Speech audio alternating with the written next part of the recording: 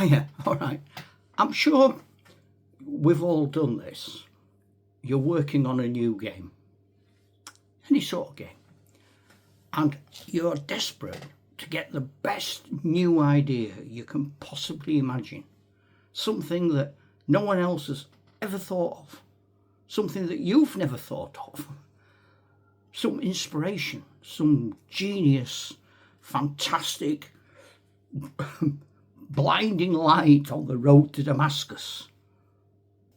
But sometimes that's not the place to go. Sometimes, I think, the best way forward is to look back. Now, I'm lucky. I appreciate that. I'm lucky. I'm old. I've got Parkinson's. I'm very lucky. But no, I am. Because I've got a wealth of knowledge from playing Dungeons and Dragons for 50 years. And that isn't something that we all have. What I will say is, however old you are now, you will one day be as old as me. So keep what you've got now. Keep the artifacts you make. Keep your figures. I mean, you're so lucky. You can photograph things, you can video things. We didn't have, if I wanted to take photographs in the mid-70s, you had to put a roll of film into a camera and you had to put a little cube on top that flashed.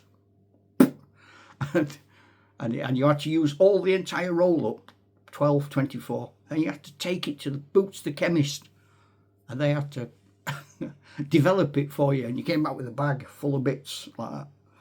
And half of them you had your thumb over and your finger, or somebody was all wonky. But nowadays you could take lots of photos and get rid of the. You could take videos. Wow. We had a video camera for a short period of time when I was a kid, and had a big spool on it like that, like you see this people making them on a tripod. Keep what you've got is a short message, really. I mean, I've just randomly grabbed some of my early dungeons. Nothing special particularly about them. But these are things I've played for a long time. That's quite an interesting one, because what they did, when it appeared that Games Workshop and people were starting to create entire worlds, that Dungeons and Dragons created this, and it says on the front B1 to 9, campaign level for characters 1 to 3, and it's meant to be the best of the 1B series of modules made into a follow-on adventure. So you complete one, and at the end of it you've got two options. Do you want to go to that forest, or do you want to go to that castle? And they're all different modules. So for example, the Palace of the Silver Princess is in that big module, but it was before that standalone module. But having completed it now, you can go somewhere else, and eventually there's one end point. What we got here?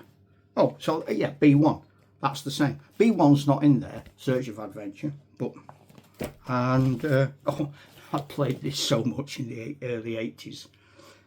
The Village of Homlet. It's the first adventure I got where the sort of floor plan, I can't really show you the map because it's so pale. It's really, really faint. I will show it you now, I've said that.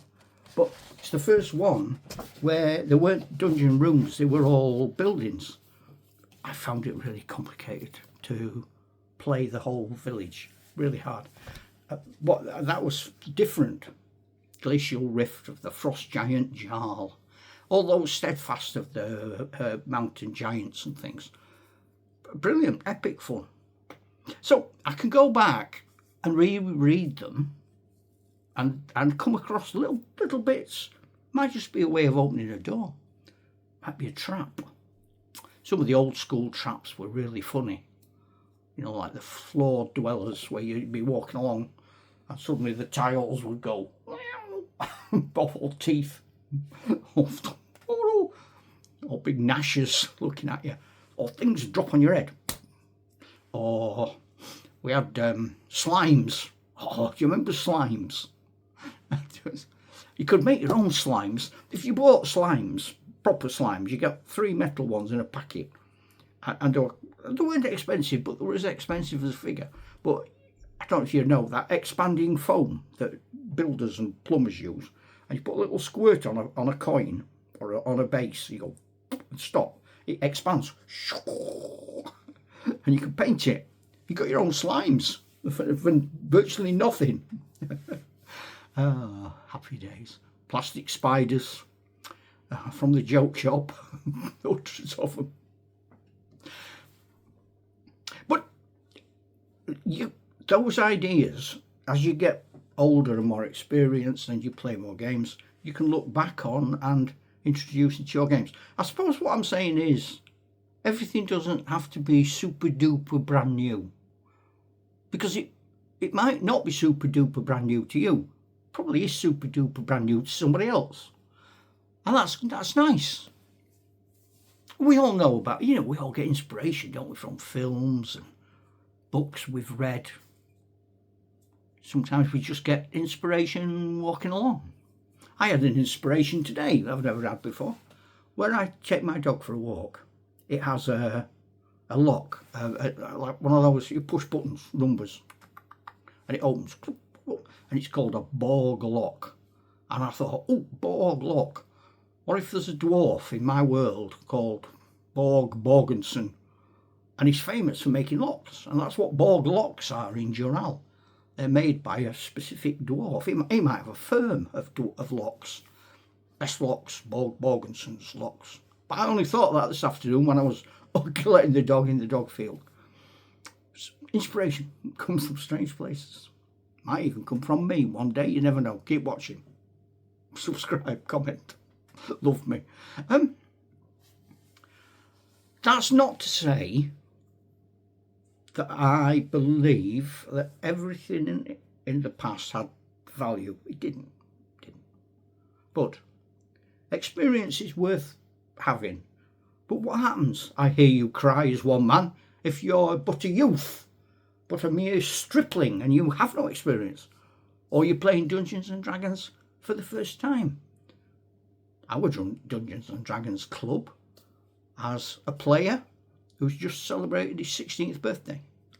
And we've got a new player who's never played before, played his first game, and he's my age-ish. I don't know how old he is, I haven't asked him. But I would say he is a gentleman of a certain age. Never played before. We've lured him from the dark side because he was a model railwayer. Oh, but we've dragged him into the light. He's now seen the light. He's become converted.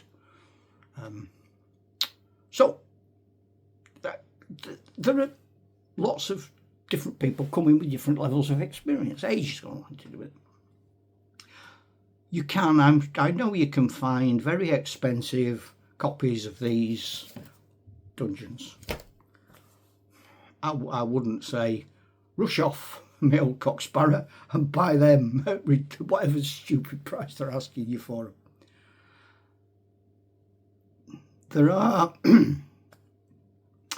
people other than me, better than me, hold my hand up, on YouTube who do Dungeons and Dragons ideas, how to be a dungeon master, how to come up with this, how to solve that problem, far better than I do. So go and watch them, please go and watch them. And they are often saying this. Here are some old ideas. Here are some ideas from way back when. The game thrives on the strength it brings from its history and from its mythology and from our shared knowledge and past.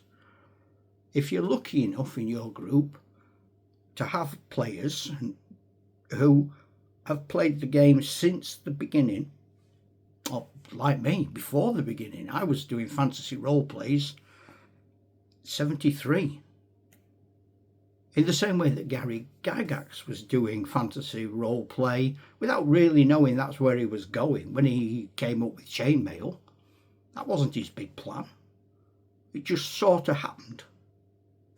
It's like my World of Joral that I started in 1966.